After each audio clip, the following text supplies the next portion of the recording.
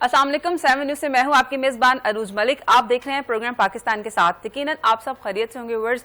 आज दो बहुत ही अहम टॉपिक पे हम बात करने जा रहे हैं। एक बड़ी अहम पर्सनालिटी हमारे साथ मौजूद हैं जो कि हमें यूएसए से जिन्होंने हमें ज्वाइन किया है और पहले पाकिस्तानी हैं जिन्हें टेली अवार्ड से नवाजा गया है।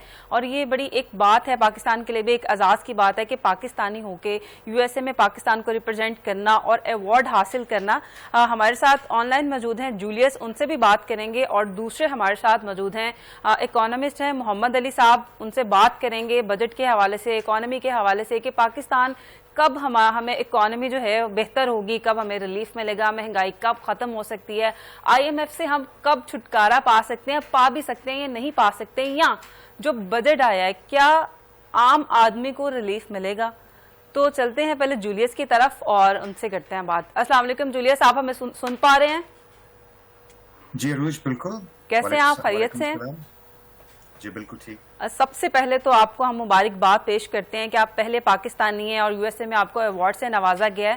तो कैसा फील हो रहा है आपको? जी thank you very much for your congratulations. और ऑफ कोर्स अवार्ड जब मुझे पता चला तो I was little bit shocked.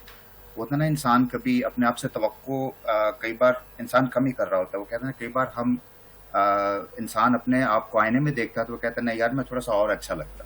तो वो चीज़ें मुझे तवक्को नहीं थी। जब अवार्ड आया तो it was shocking but I mean it was surprising and it was a blessing and it actually put me into a different field जिसमें मज़ीद चीज़ों को मैं समझता हूँ कि इवन अवार्ड लेने के बावजूद मैं समझता हूँ चीज़ों को और इन्हेंस करने की मुझे कह लें कि एक मोटिवेशन या energy and all this things came together. अच्छा, टेली अवार्ड्स होते क्या हैं और क्यों इतने अहम समझे जाते हैं? ओके, इससे टेली अवार्ड से थोड़ा सा उसको बताने से पहले मैं थोड़ा सा पीछे जाऊंगा। लोग ज्यादा जो हैं वो जानते हैं ऑस्कर अवार्ड्स को। सो ऑस्कर अवार्ड्स जो हैं वो उनको मिलते हैं या उनके लिए आप सबमिशन अप्लाई करते हैं कि अगर आपने सिनेमा में, थिएटर के अंदर मूवी चलाई है। उसके बाद आते हैं आपके जो टीवी चैनल्स हैं, जो आपके टीवी पे केबल पे चलते हैं, उस पे जो मूवीज चलती हैं उसको एमी अवार्ड कहते हैं, जो दूसरा बड़ा होता है। आजकल क्योंकि स्ट्रीमिंग का दौर है, जैसे नेटफ्लिक्स हो गया, अमेजॉन प्राइम, हुलू या डिज्नी प्लस या HBO मैक्स हैं, इनका जो ऑस्कर है वो टेली अवार्ड है। ओके। और उसमें क्या है कि टेली अवार्ड एक एक्सीलेंस अपार्ट इसलिए इसके कि कौन किससे बेहतर है। अगर आपने एक्सीलेंस अपनी टेक्निकल स्किल्स में या अपनी कह लें कि अपनी वीडियोग्राफी में, सिनेमाटोग्राफी में, डायरेक्शन में, राइटिंग में, मूवी में, डॉक्यूमेंट्रीज हो गई या कमर्शियल्स हो गई, उसमें best of the best technical services और बेस्ट अप्रोच दी है, उनमें से फिर आपको चुनकर जो है आपको एक्सेप्ट किया जाता है और आपको आवाज से इस अवार्ड से नवाजा जाता है। अब मैं आपको सिंपल सी मिसाल देता हूँ कि हर साल 13 से 14 हज़ार जो लोग हैं इसमें शिरकत करते हैं वर्ल्ड वाइड। लेकिन ये तो ज्यादा टफ कंपटीशन नहीं है, क्योंकि अब नेटफ्लिक्स की अगर बात की जाए, जो एक कंपटीशन चल रहा है, प्रोडक्शन इतनी चल रही है, क्योंकि अब नए आइडिया ही कामयाब हो रहे हैं, क्योंकि इतना टफ कंपटीशन है। तो कितना मुश्किल रहा आपके लिए? मुश्किल तो था। उसकी वजह यह है कि अमेरिका में रहकर एक अवार्ड जीतना, जब आप दूसरे नेटफ्लिक्स, HBO और वार्नर ब्रदर्स जैसे लोगों के साथ compete कर रहे हैं, आपको अपनी कह लें कि जो वो कहते हैं ना कि जितनी ऊंचाई उतना ही जोर लगाना पड़ता है आपको चढ़ने के लिए। ठीक है, अच्छे उस्तादों का जो है वो साथ लिया और खुद स्टडी किया, हजारों घंटे ट्रेनिंग की, तब जाके एक जो है कह लें कि वो एक चीज जो है वो मिली है, जो एक एज अ ब्लेसिंग मैं समझता हूँ। बिल्कुल ठीक है, यहीं से बात कंटिन्यू करेंगे, हमारे साथ रहिएगा। अब चलते हैं मोहम्मद अली साहब की तरफ। इकोनॉमिस्ट हैं, बड़े अहम टॉपिक पे हम बात करने जा रहे हैं कि किस तरह से पाकिस्तान की इकोनॉमी जो है वो बेहतर हो सकती है। क्या हुकूमती जो पॉलिसीज़ हैं या इकदामात हैं, क्या हमारी इकोनॉमी को बेहतर करने में मौसर साबित हो सकते हैं? अस्सलाम वालेकुम, कैसे हैं आप? क्या कहना चाहेंगे आप? आपकी एनर्जी मुझे लो लग रही है, आप मतलब पहले से कहीं मायूस तो नहीं बैठे हुए? नहीं, अल्हम्दुलिल्लाह बड़े अच्छे जो है उम्मीदें लेके बैठे हुए हैं और उसकी जो एक उम्मीद की किरण है हमें इस बजट में नज़र भी आई है। کہیں نہ کہیں اگر آپ اوور آل پالیسیز دیکھیں تو اس کے اندر آپ کو انڈسٹری کے لیے ایک اچھا رجحان ملے گا. ایک سپر ٹیکس تھا جو لاگو کیا گیا تھا 2022 میں, اور اس لیے لاگو کیا گیا تھا کہ ہمیں کسی طریقے سے ملک کو ڈیفالٹ ہونے سے بچانا ہے. تو اس کی وجہ سے بڑا انڈسٹری ہماری ڈسٹرب ہوئی تھی, کیونکہ وہ تقریباً ایکومولیٹ ہو کے کوئی 50-55% جو ہے نا وہ ٹیکس بن جاتا تھا. تو آپ اس بجٹ میں دیکھیں گے کہ اس کو جو 50 کروڑ تک اگر کسی انڈسٹری کی آمدن ہے تو اس پہ تو انہوں نے بالکل ویو آف کر دی وہ 10% ٹیکس, اور کوئی اس کو ایکسیڈ کرتا ہے تو اس پہ انہوں نے 10 کو کم کر کے تقریباً 8% پہ انہوں نے اپلائی کر دیا.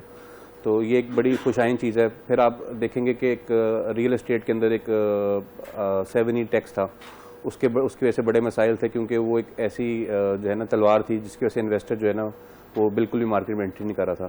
تو آپ اس بجٹ میں دیکھیں کہ انہوں نے وہ 7E ٹیکس بھی ہٹا دیا.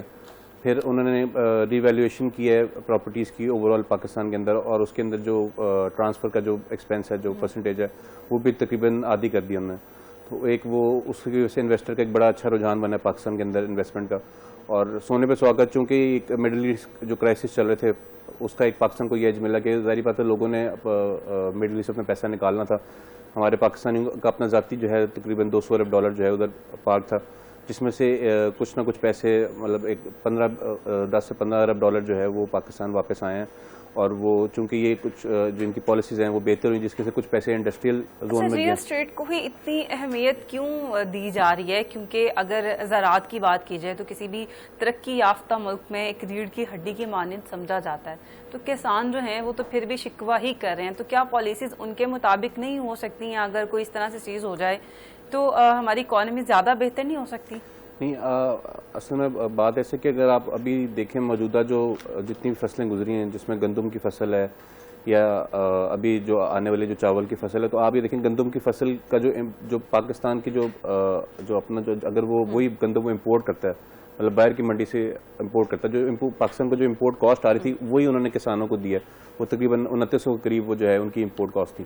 تو میرا تو ذاتی خیال ہے کہ حکومت کا یہ ایک مناسب پرائز تھی, لیکن چونکہ ہمارا جو ڈیزل کی جو پرائس وہ بہت اوپر گئی تھی, $550 کے حساب سے ڈیزل تھا, کھاد پاکستان میں شارٹ تھا, تو اس کی وجہ سے ایک مسئلے مسائل بنے ہیں, جس کی وجہ سے وہ ان کو یہ 2800-2900 جو ہے یہ ریٹ معقول نہیں لگا. ورنہ اوور آل اگر ہم حکومت کی پالیسی دیکھیں تو تقریباً جو بھی ان کو اگر کوئی انہوں نے فصل جو امپورٹ کرنی ہوتی ہے تو جو امپورٹ کی ان کو پرائس پڑتی ہے وہی وہ پرائس جو ہے اس ٹائم کسان کے مقرر کر رہے ہیں. تو میرا خیال ہے کہ اس کے اندر دونوں ون ون سچویشن ہے. حکومت کے لیے بھی ایسے, کیونکہ ظاہری بات ہے آپ نے آگے اگر کسانوں کو آپ نے ریلیف دینا ہے تو وہ جو اناج ہے وہ آگے جو اس کے 22-30 کروڑ جو عوام جو اس کی کنزیومر ہے, آپ نے اس کا بھی تو دھیان رکھنا ہے.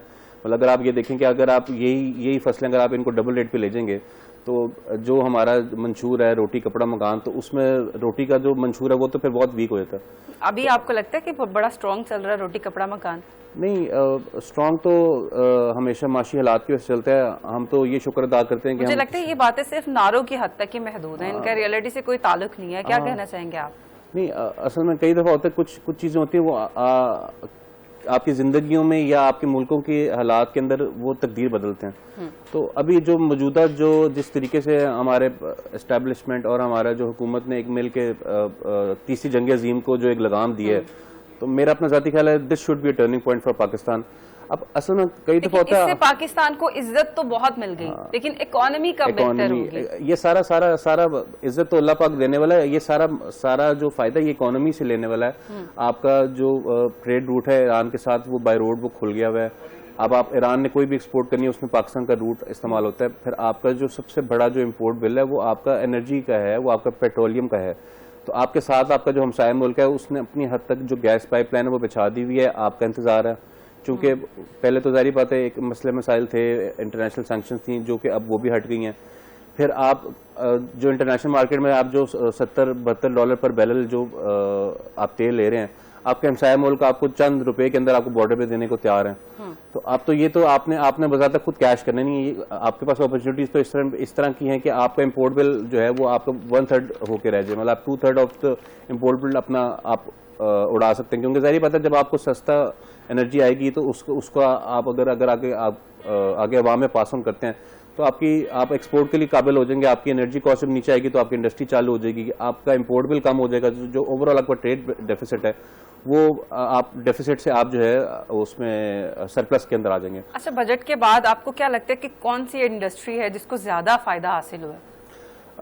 ابھی جو دیکھنے میں جو بظاہر لگ رہا ہے وہ ایک ریئل اسٹیٹ اور انڈسٹری, یہ دو جو اسٹیک ہولڈرز ہیں ان کی ریزرویشنز کو انہوں نے حکومت نے دور کیا, اور یہی دو ایسی ریزرویشنز ہیں جن پہ بہت زیادہ چیخو پکار تھا, جن کے اندر بہت زیادہ فرسٹریشن پائی جاتی تھی, اور جن سے بہت زیادہ لوگ جو ہے نا, اگر زراعت کے بعد ہم دیکھیں تو میرے خیال میں یہ دو سیکٹر ہیں پاکستان کے جو پاکستان کو ریڑھ کی ہڈی بن کے جو ہے نا وہ ان کو پرووائڈ کرتے ریونیو.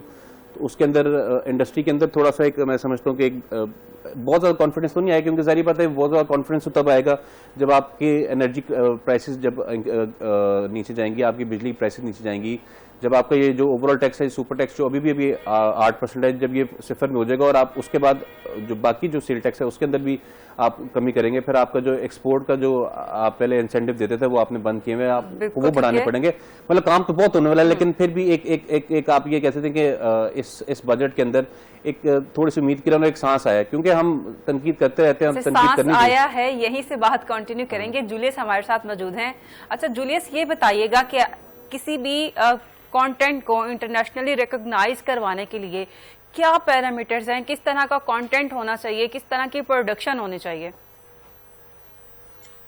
Very good question. دیکھیں, اگر تو ہم بات کریں کہ انٹرنیشنلی اپنی کوئی بھی پروڈکشن جو ہے ہم پاکستان میں کرتے ہیں یا یہاں پہ امریکہ میں رہ کے بھی کرتے ہیں, اور اس کی ایویلیویشن کروانی ہو بیس آن دا میرٹ اسٹینڈرڈز, تو اس کے کچھ QC اسٹینڈرڈ جس کو کوالٹی کنٹرول کہا جاتا ہے. فار ایگزامپل ایک ٹی وی چینل ہے, اگر وہ کوئی کانٹینٹ لیتا ہے چلانے کے لیے تو اس کے کچھ پیرامیٹرز ہوتے ہیں کہ آڈیو کا یہ لیول ہو, ویڈیو کا یہ اسٹینڈرڈ ہو. یہ ایک پہلی بنیاد ہے جہاں میجورٹی آف دی پروڈکشنز فیل ہو جاتی ہیں, کیونکہ جو کیمرہ آپریٹرز ہوتے ہیں وہ اس طرح سے فلی ٹرین نہیں ہوتے, آڈیو ٹیم اتنی ٹرین نہیں ہوتی, اسٹوری ایک ڈفرینٹ جو ہے اسپیکٹرم ہے. اب جب بات آ جاتی ہے کہ اسٹوری ہے یا ڈائریکشن ہے, اس کو رائٹ کیسے کیا, یا ایکٹرز کی ایکٹنگ ہے, وہ ایک کمپلیٹلی ڈفرینٹ پرسپیکٹو ہے, اس کو اور طریقے سے دیکھا جاتا ہے. سو اگر ہم اس طرف چلے جائیں تو of course for example Urdu کا جو کانٹینٹ ہے, جیسے ہمارے ڈراماز ہیں پاکستان کے, پوری دنیا میں دیکھے جاتے ہیں. امریکہ میں جو ہمارے نیبر ممالک ہیں جو سمجھتے ہیں اردو لینگویج کو, وہ ہم سے زیادہ دیکھتے ہیں.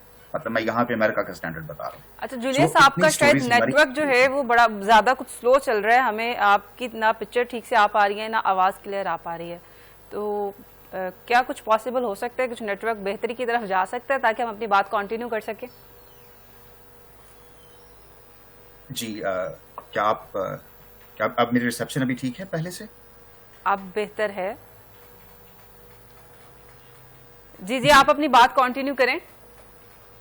جی, تو میں یہ بات کر رہا تھا کہ جو میرٹ اسٹینڈرڈ ہے سب سے پہلے کسی بھی ایک انٹرنیشنل یا اس کوالٹی کو انکریز کرنے کا وہ آتا ہے QC پہ, کوالٹی کنٹرول پہ, کہ آپ کا جو ریکارڈنگ کوالٹی ہے, آڈیو کیسی ہے, ویڈیو کیسی ہے, کام جس ٹیم نے کیا ہے ان کی جو ایک پہلا ایک جو کوڈز ہیں وہ میٹ کرتے ہیں اس اسٹینڈرڈ کو کہ نہیں. اگر وہ نہیں کرتے تو انٹرنیشنل اسٹینڈرڈ پہ وہ QC پاس نہیں ہوتی. 80% آف جو پروڈکشنز ہیں وہ فیل ہو جاتی ہیں, ٹی وی تک نہیں پہنچتی, سنیما تک نہیں پہنچتی, نیٹ فلکس ہو گیا, پرائم ہو گیا, وہاں تک نہیں پہنچتی. تو یہ تو پہلا ہو گیا. اس کے بعد آج پاس کر بھی جاتی ہے اپنے کوالٹی اسٹینڈرڈز, ایکٹر اچھے نہیں ہیں, اسٹوری اچھی نہیں ہے, ڈائریکشن اچھی نہیں ہے, تو وہ ایک دوسرا ایلیمنٹ ہے جہاں پر آ کے لوگ جو ہیں وہ اس کو فیل کرتے ہیں. سو ایک کمپلیٹ سیٹ آف اسٹینڈرڈس پہ ڈیپینڈ کرتا ہے. اور اگر کوالٹی اسٹینڈرڈس ٹیم اچھی ہے, آپ کی ٹیکنیکل جو ہے پراپرلی ٹرینڈ ہے ود انٹرنیشنل اسٹینڈرڈس, آپ کے ایکٹرز اچھے ہیں, ٹھیک ہے, آپ کی اسٹوری اچھی ہے, تو every thing goes in hand in hand. اچھی اسٹوری کریٹ کرنے کے لیے کیا بہت زیادہ بجٹ کی ضرورت ہوتی ہے, کیا بہت ایکسپینسو پڑ جاتا ہے یہ, اس کی اگر ہم پروڈکشن کاسٹ کی بات کریں, لو بجٹ میں رہتے ہوئے کوئی اچھا پروجیکٹ تیار کیا جا سکتا ہے؟ بالکل, آج کے دور میں تو بہت آسان ہو گیا ہے, ایک فیچر فلم بھی جو ہے اس کو لو بجٹ میں آپ تیار کر سکتے ہیں. ڈپینڈ کرتا ہے کہ آپ سٹوری کو پروڈکشن وائز کہاں لے کے جانا چاہتے ہیں. سمپل سی بات ہے کہ اگر آپ ایک کیمرہ اچھا چلانا جانتے ہیں, ایکٹرز اچھے ہیں, آپ کو لوکیشنز ہر جگہ ایک سیٹ بنانے کی ضرورت نہیں ہے, آپ اوپن ایئر جائیں, ایک اچھا پروڈکٹ بنائیں, It will work, people will love it. मैंने ऐसी मूवी देखी है जो $25,000 में बनी है और उन्हें $200 मिलियन तक बनाया है. सो ऐसा भी काम होता है. सो बाकी चीज़ें आ जाती हैं कि आपने उसमें सुपरमैन डालना है, बैटमैन डालना है, आपने उसमें 3D इफेक्ट्स डालने हैं, या बहुत अच्छी सिनेमाटोग्राफी जिसको वीडियोग्राफी सिंपल जुबान में कहा जाता है वो करनी है, तो फिर डेफिनेटली जो करने वाला है उसका रेट ज़्यादा होता है. सो टीम ज़्यादा होती है, कैमरा ज़्यादा होते हैं, कैमराज एक्सपेंसिव होते हैं. So things go in many different directions.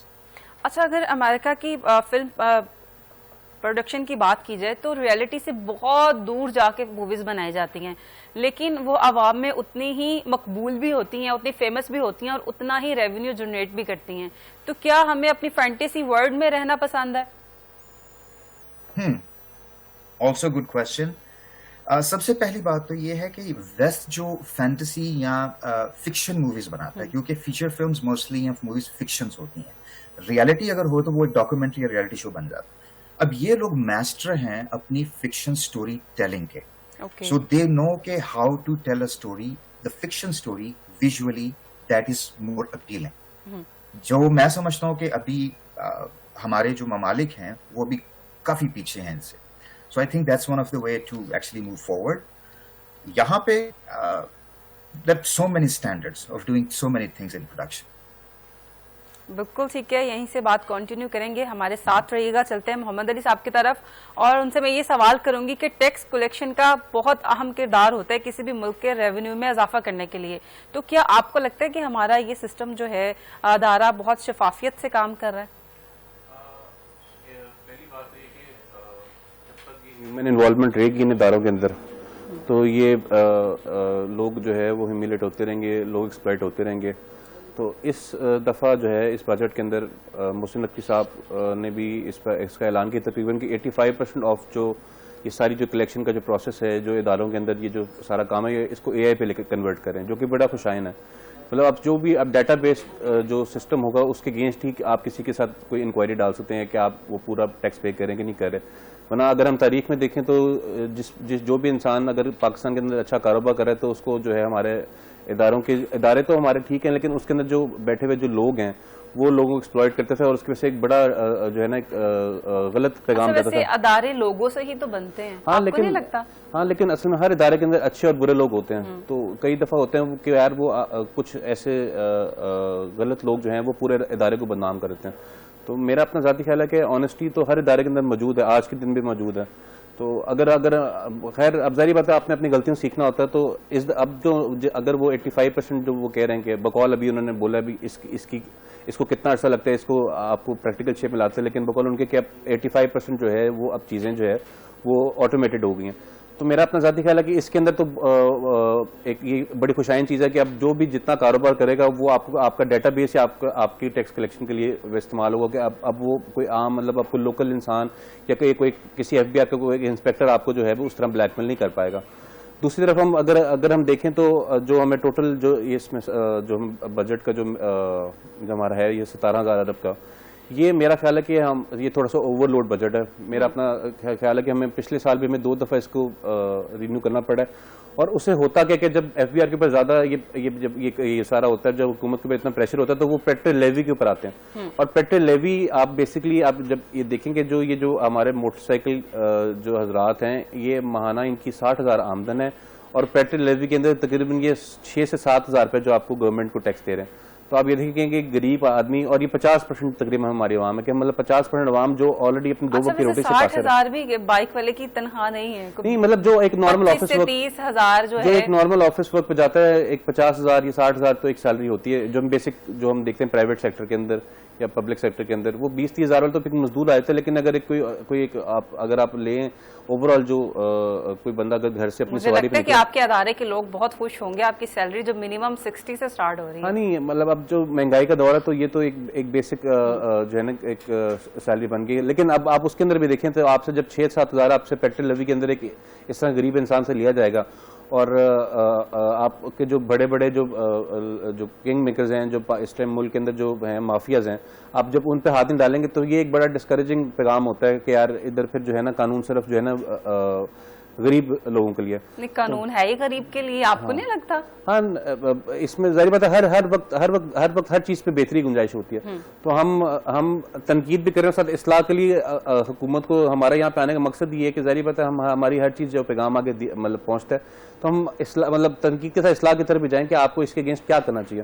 تو اگر یہی سارا سسٹم جو ہے وہ جو آپ کی سیل ٹیکس کی چوری ہو رہی ہے جو بڑے بڑے اداروں کے اندر, آپ اس کی روک تھام پہ کام کریں تو میرا خیال ہے کہ آپ کو اس کے بعد پھر یہ پیٹرول لیوی کا سہارا لے کے جو آپ کو جو ہے نا اپنے ٹارگیٹس اچیو شاید نہ کرنے پڑے. اچھا یہ بھی بتائیے گا کہ اگر پہلے یہ ہوتا تھا کہ ہوٹل میں اگر آپ نے کھانا کھایا تو کارڈ پہ 5% ٹیکس آپ کو دینا پڑتا تھا, اور کیونکہ کھانے کے بعد ٹیکس دیکھ کے ویسے ہی انسان کی جان نکل جاتی ہے, اس پہ بھی 8% کر دیا ہے, تو یہ کیا ٹھیک میں اس پہ میں یہ سمجھتا ہوں کہ لگژری جو چیزیں ہیں, چاہے وہ آپ کی یہ شاپنگز ہیں, چاہے وہ آپ کی گاڑیوں جو باہر سے امپورٹ ہوتی ہیں لگژری گاڑیاں, چاہے وہ آپ کے بڑے بڑے اسٹور پہ جو امپورٹڈ چیزیں جو لوگوں نے اپنی لگژری لائف اسٹائل کے لیے استعمال کرتے ہیں, آپ ان پہ جتنا ٹیکس لے سکتے ہیں ہم لیں. لیکن جو عام عوام ہے, جو عام عوام کی استعمال میں جو چیزیں ہیں, جو غریب کے عوام کی چیزیں, آپ اس پہ لازمی ریلیف دیں.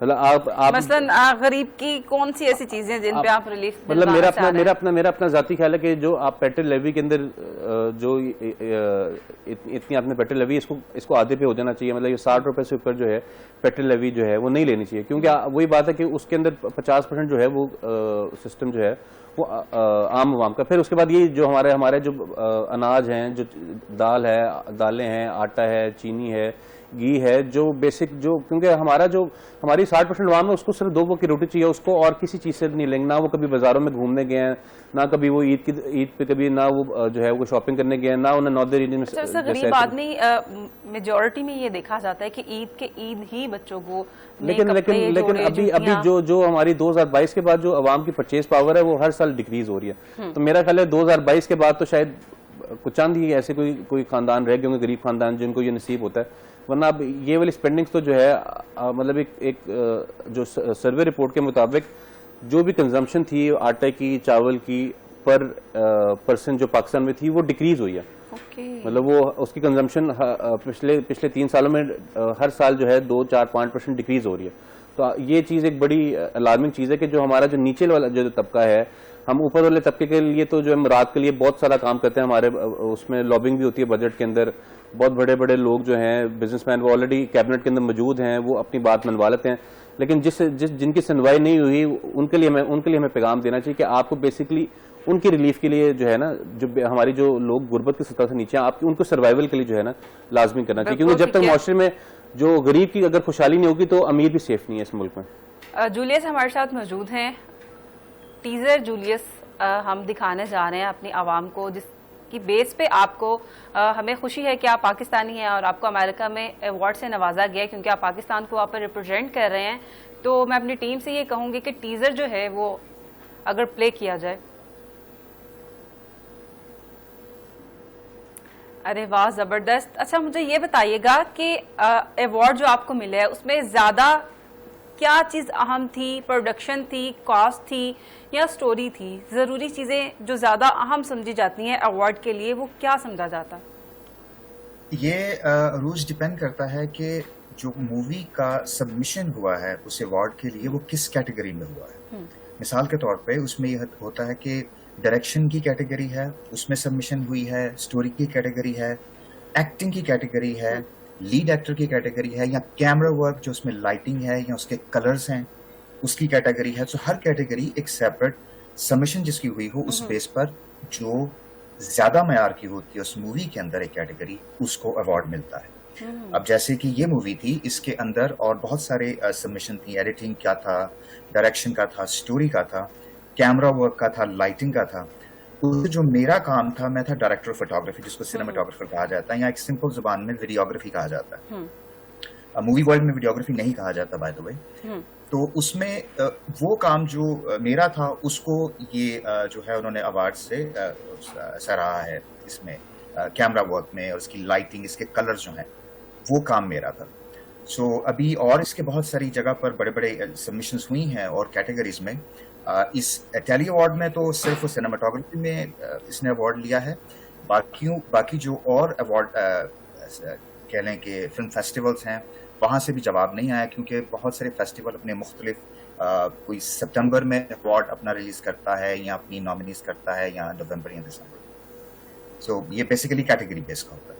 اچھا پاکستانی اگر فلم انڈسٹری کی بات کی جائے تو ہمیں کون سے ایسے ایلیمنٹس ہیں جن پہ کام کرنے کی بہتری کی ضرورت ہے کہ ہماری سٹوریز جو ہیں ہماری ڈائریکشن جو ہیں وہ بھی انٹرنیشنلی جو ہے ریکگنائز کی جائیں؟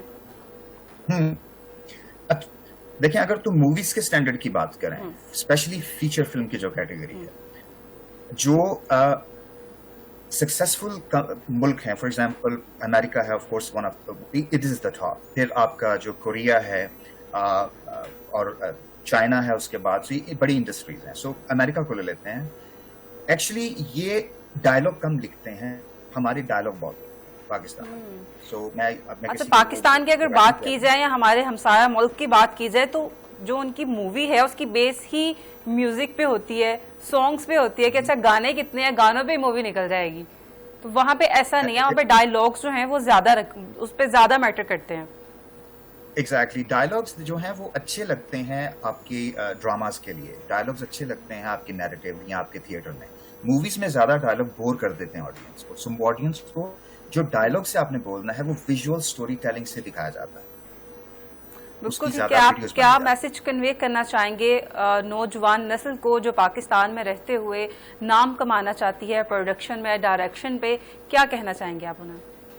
میں یہی کہوں گا کہ یوٹیوب کو دیکھیں. یوٹیوب پہ بہت سی انفارمیشن ہے جو آج کل کرتے ہیں اپنی اس صلاحیت کو بڑھانے کے لیے, لیکن ایک اچھا استاد, ایک ماسٹر جو ہے نا اس کو چنیں. آپ دیکھیں بہت سارے آن لائن اچھے کورسز ہیں ہالی ووڈ کے جو آپ کسی اور ملک میں بیٹھ کر بھی سیکھ سکتے ہیں. اچھے ٹیچر سے جو آلریڈی ہالی ووڈ میں کام کر رہے ہیں یا جو جن کا ایک سب اسٹینڈرڈ بہت ہائی ہے.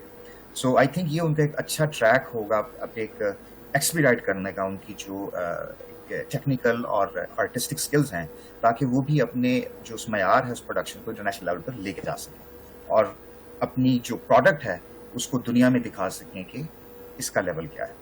بالکل ٹھیک ہے, بہت شکریہ. جولیس ہمارے ساتھ موجود تھے. آپ چلتے ہیں محمد علی کی جانب اور ان سے میں یہ سوال کروں گی کہ بیرونی سرمایہ کاری ہے اس کو واپس پاکستان میں انویسٹ کروانے کے لیے حکومتی کیا اقدامات ہیں, کیا پالیسیز ہیں, کیا اتنی ابھی اگر ہم کرنٹ سینیریو میں دیکھیں تو کیا اتنی وہ فروٹفل ہیں؟ اصل میں ایسے کہ کچھ چائنیز ڈیلیگیشن کے ساتھ ہمارے گورنمنٹ آفیشلز بھی انوالو ہیں اور بزنس انٹیٹیز بھی یہاں پہ ہے انوالو ہیں, اور وہ اس بجٹ کا ہی بیسکلی انتظار کرتے کہ وہ اس میں کیا ایسا کچھ دیتے ہیں کہ وہ ادھر آئیں اور اپنی انویسٹمنٹس لے کر آئیں. تو جو اس انویسٹمنٹس کے اندر جو بیسکلی جو پورٹ فولیو ہے وہ جو اس میں جو لوگ ہیں جو اس انڈسٹری تعلق رکھتے ہیں وہ بیسکلی موبائل جو ہے وہ اس کی ابھی تو اسمبلنگ ہے, تو موبائل ایسیسریز کی بھی یہاں پہ پروڈکشن اور مطلب بیسکلی ٹوٹل جو ہے ان ہاؤس موبائل جو ہے یہاں پہ اس کے اوپر کام ہو رہا ہے. پھر کچھ موبائل سے مجھے یاد آیا کہ میں پڑھ رہی تھی 1 جولائی کے بعد جن کے یہ naan P T A mobiles ہیں وہ انسٹالمنٹ میں اپنا جو ہے فون اپروو کروا سکتے ہیں. جی از اٹ پاسبل؟ جی بالکل ایسا ہی ہے, لیکن اصل میں یہ جو بجٹ ہوتا ہے نا یہ کئی دفعہ اس کی کئی ایسی چیزیں اپلیکیبل ہوتے ہیں وہ آپ کو اور مزید اس میں ٹائم لگ جاتا ہے. تو مجھے ابھی آج کی ڈیٹ کا نہیں پتا کہ وہ اس پہ اپلیکیبل ہے کہ نہیں, لیکن یہ تجویز ضرور تھی. تو کیونکہ کئی دفعہ ہوتا ہے وہ آپ جب یہ پارلیمنٹ میں جب یہ بجٹ پیش ہوتا ہے وہ اس میں کئی چیزیں ایسی جن کی تجویز ہوتی ہے, لیکن پھر اس پہ کئی دفعہ جو ہے اپوزیشن کی طرف سے پریشر آتا ہے یا کوئی عوام کا ایسا پریشر آتا ہے یا وہ بذات خود ہی حکومت کو یہ محسوس ہوتا ہے یار کہ یہ چیز ایسے نہیں ہونی چاہیے, تو پھر اس پہ کئی دفعہ اس کی چیزیں جو ہے ریورس بھی ہو جاتی ہیں. کئی دفعہ ایسی سبسڈیز بھی ریورس ہوئی ہیں, کئی دفعہ ایسے ٹیکسز بھی ریورس ہوئے ہیں. تو یہ بیسکلی آپ کو آنے والے اور ہفتے 10 دن میں مزید جو ہے اس کے بارے میں آپ کو کلیئرٹی آ جائے کہ یہ پی ٹی اے جو آپ ہے اس کو ایک ساتھ کے اندر آپ دے سکتے ہیں کہ نہیں دے سکتے. دوسرا اگر ہم واپس جو ہمارا جو فورن انویسٹر بات کریں تو اوور آل ماحول تو سازگار ہے, کیونکہ ٹیکسز کا بھی ایک مسئلہ ہوتا ہے, لیکن اوور آل ایک پاکستان کے اندر ایک تھوڑا سا اس کو مڈل ایسٹ کے مقابلے میں دیکھا تو اس ٹائم یہ تھوڑا سا زیادہ سیف محسوس ہو رہا ہے انویسٹرس کو, کیونکہ ہر بندے کو اپنی انویسٹمنٹ کا ایک سیف ریٹرن چاہیے. تو پاکستان کے اندر اور ہرڈل تو ضرور ہیں, لیکن چونکہ ادھر ایک ملٹری کا جو ایک ایسا کنٹرول ہے جس کی وجہ سے اس طریقے کے یہاں پہ کوئی اٹیکس یا کوئی ایسی جنگ کا حصہ پاکستان نہیں بن سکتا. اگر بنے گا بھی تو انشاءاللہ اس میں فتح ہوگی. ایز اے وکٹمائزیشن نہیں پاکستان ہو سکتا, کیونکہ ہم عرب ممالک کے اندر دیکھیں تو جو ان کے ساتھ ہوا ہے وہ صرف اس لیے ہوا کیونکہ ان کی جو ملٹری انسٹالیشنز ہے جو وہ کسی اور ملک پہ ڈیپینڈنٹ تھی. تو پاکستان یہ کہ اپنی ایٹ لیسٹ جو اپنی جو ڈیفینس ہے اس میں خود مختار ہے, تو یہ ایک بڑا امپیکٹفل ہوتا ہے. آپ کو اب اس کو کیش کرنے کے لیے آپ کو ان کو مزید جو ہے اس پہ کام کرنے کی ضرورت ہے, کیونکہ ظاہری بات ایک اینڈ تو آپ کا سیکیور ہو گیا, دوسرے اینڈ کے اندر آپ کو اس کے اندر وہی بات ہے جو ہمارے یہ جو اداروں کا نظام ہے جو ہم آٹومیٹ لے کے جا رہے ہیں, تو وہ کئی دفعہ باہر کے ڈیلیگیشن کو شکوہ ہوتا ہے یار کہ ہمیں یہاں پہ کوئی انویسٹمنٹ کرنی, تو اتنی ہم اس میں کاغذی کارروائیں اتنی اس میں ڈیلیز ہیں کہ وہ جو انویسٹر ہے وہ ڈس اپوائنٹ ہوتا ہے. تو اگر ہم ابھی یہ مسئلے چل رہے ہیں, ابھی تک اب آج کی ڈیٹ تک تو یہ مسئلے چل رہے ہیں, اور کئی ایسی آپ کی جو تھیں ملٹی نیشنل کمپنیز جنہوں نے یہاں پہ کلوجر بھی دیا, جو باہر بھی گئی ہیں, مطلب اب آپ جو حقیقت ہے اس کو تو ہم نے سامنا کرنا ہے, اور وہ انہی پالیسیز کی وجہ سے گئی ہیں. یہ جو ہمارے جو ہم اوور ٹیکس ہیں اور یہ جو ہمارے جو اداروں کے جو مسئلے مسائل ہوتے ہیں اس سے فرسٹریٹ ہو گئے. ٹیکس کا تو آپ نے کہا نا کہ اب کافی جو ہے وہ بہتری کی طرف چلے گئے, تو اب واپس نہیں آ سکتے, انہیں لائے نہیں جا سکتا. چونکہ یہ جو بڑے انویسٹرز ہوتے ہیں وہ تو ایک خاص 50 کروڑ کی اماؤنٹ کی حد تک جو ہے ان کو ریلیف دیا گیا سپر ٹیکس کا, ورنہ اگر ہم جو لوگ بڑے کاروباری ہیں ان میں تو اگر ایکومولیٹ کریں, مطلب چونکہ وہ 10% سپر ٹیکس ہے, اس کے علاوہ جو باقی سیل ٹیکس ڈال کے تقریباً 60% بات جاتی ہے, تو ہم نے صرف سپر ٹیکس کے اندر صرف 2% کی ابھی رعایت دی ہے. تو اوور آل تو یہ آپ یہ سمجھ لیں کہ 1-2% کی, یہ 2% کی رعایت تو اوور آل تو ایسا کوئی نہیں ہے. یہ صرف ایک سائن ہے کہ یار کہ حکومت ولنگ ہے آپ کو مزید اس میں انسینٹیو دینے کے لیے, لیکن یہ انسینٹیو ایسا نہیں ہے کہ فوراً آپ کی کوئی انویسٹمنٹ جو ہے باہر سے اٹھ کے آ جائے گی. تو مہنگائی پہ کیا اثر پڑے گا؟ وہ ہماری ایک تو شرح سود جو ہے وہ اسٹیٹ بینک نے برقرار رکھی ہے, ابھی پیچھے جو اس کی 11.5% پہ اس کو برقرار رکھا ہے, وہ اس کو اسی مد نظر میں انہوں نے برقرار رکھا, کیونکہ ایک تھوڑی سی انفلیشن کا جو کیونکہ آئل کا جو ایک پرائسز کا جو جمپ آیا تھا اس کی وجہ سے تقریباً ہر چیز جو ہے وہ مہنگائی جو ہے اس کی وجہ سے ہوئی ہے, اور اس کا ایک امپیکٹ عوام کے آنا تھا, جس کی وجہ سے جو ہے اسٹیٹ بینک نے بڑے بڑے محتاط ہو کے انٹرسٹ ریٹس کو جو ہے وہاں پہ برقرار رکھا ہے. لیکن عالمی منڈی میں تو پیٹرول بہت سستا ہے, پاکستان میں کیوں مہنگا رہتا ہے؟ اس کی ریورسل بھی ہوئی. اصل پاکستان میں وہی بتا رہا ہوں کہ ہمارے جو ٹیکس کلیکشن ہے اس کے اندر پیٹرول لیوی کا اتنا بڑا رول ہے کہ وہ تقریباً 120 سے 25 روپے جو ہے وہ اس ٹائم ٹیکس جو ہے 1 لیٹر کے اوپر آپ ادا کریں. تو آپ اگر اس کو اگر ٹیکس اماؤنٹ کو آپ نکال دیں تو آپ کو یہ پیٹرول 170-80 روپے کا ہو جائے گا. اگر آپ اسی کو اگر آپ اپنا سورسنگ چینج کر لیں تو اور آپ اس کو ایران کی سائڈ سے اگر آپ بارڈر سے یہ لینا شروع کرتے ہیں تو میرے خیال ساری ٹرانسپورٹیشن ڈال کے جو آپ کی جو اماؤنٹ بنتی ہے وہ 50 سے 60 روپے بنتی ہے.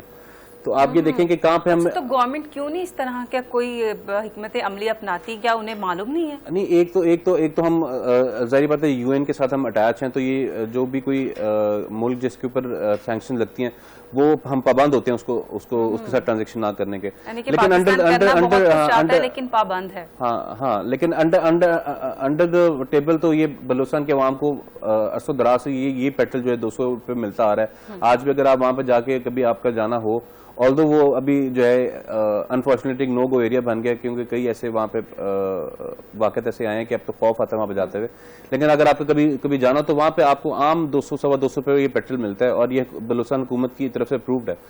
وہاں مل سکتا ہے, یہاں نہیں مل سکتا. میں نے ایک اور پروگرام میں یہ بولا تھا کہ آیا کوئی انٹرنیشنل بارڈر ہے ہمارا, کوئی پنجاب کے ساتھ بلوچستان کا لگتا ہے یا سندھ کا لگتا ہے, کہ وہی پیٹرول جب بارڈر جب دوسرے صوبے میں جاتا ہے تو وہی پیٹرول پرائسز جو ہے وہ ڈبل ہو جاتی ہیں.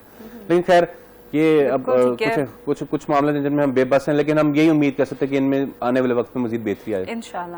بہت شکریہ. محمد علی ہمارے ساتھ موجود تھے, اکانومسٹ ہیں, بہت پرعزم ہیں کہ پاکستان جو ہے وہ مزید ترقی کرے گا. انویسٹر جو باہر جا چکے ہیں واپس انہیں لانے کے لیے حکومت بہت سی ایسی حکمت عملی اپنانے جا رہی ہے. بجٹ میں بھی انہوں نے بڑے ایک پر امیدی کا ایلیمنٹ ان میں شامل تھا کہ نہیں کچھ اچھا ہونے جا رہا ہے. ہمارے ساتھ موجود تھے جولیس, جو کہ پہلے پاکستانی ہیں جنہیں USA میں رہتے ہوئے ٹیلی ایوارڈ ملا, اور پاکستان کے لیے فخر کی بات ہے. اس کے ساتھ ہی ہمیں دیجیے اجازت, ملتے ہیں اگلے پروگرام میں. اللہ حافظ.